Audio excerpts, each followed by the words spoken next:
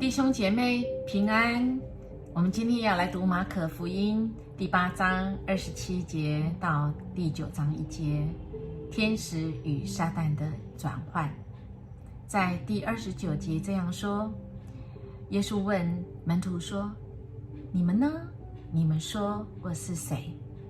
彼得回答：你是基督。从这段经文里面，我们看到耶稣指向门徒，而且是给门徒一个期中考的机会。我们来看耶稣来到了这个凯撒利亚腓立比的村庄的路上，他问这些门徒说：一般人说我是谁呢？他们回答说：有人说耶稣你是施洗的约翰，有人说你是这个以利亚，当然也有人说你是这个先知的一位。那么耶稣问说：你们呢？你们说我是谁呢？彼得马上就回答说：耶稣你是基督。哇，好棒棒哦！这个彼得呢，显然已经通过期中考。于是耶稣吩咐他们说：你们千万不要告诉人我的身份是什么。何以耶稣会这样呢？我们可以知道，在前面几个章节，耶稣其实行骗了所有的这个神迹奇事。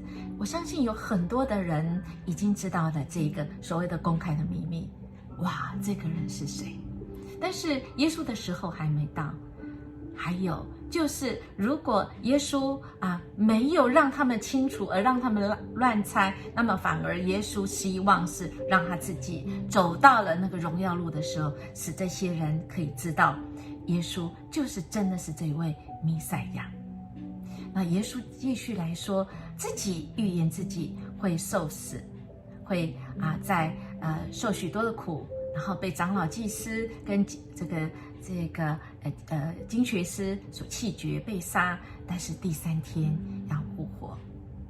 当这个彼得听到这样的时候，他马上这个抓住这个耶稣拉到一边说不行不行，耶稣你怎么可以这样呢？要劝阻他。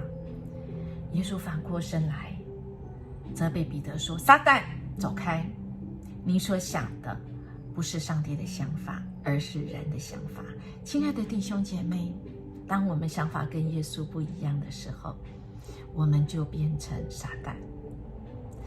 应该说撒旦用我们，不是彼得就是撒旦。亲爱的弟兄姐妹，我们千万不要逆着神的心意，而是要合神心意。因为我们都是成为那个天使，而不是撒旦。愿我们都成为神合神心意的器皿，而不是撒旦的器皿。接下来耶稣持续来预言他自己，因为他说要跟随我的人也要跟我一样，舍去自己，背起自己的十字架来跟随耶稣。而那想要救自己生命，却反而会失去生命，那有什么益处呢？亲爱的弟兄姐妹，我们呢？我们所认识的耶稣，我们所跟随的耶稣是哪一位呢？我们愿不愿意更认识这一位耶稣，跟着他上十字架，也跟着他复活，背起我们的十字架？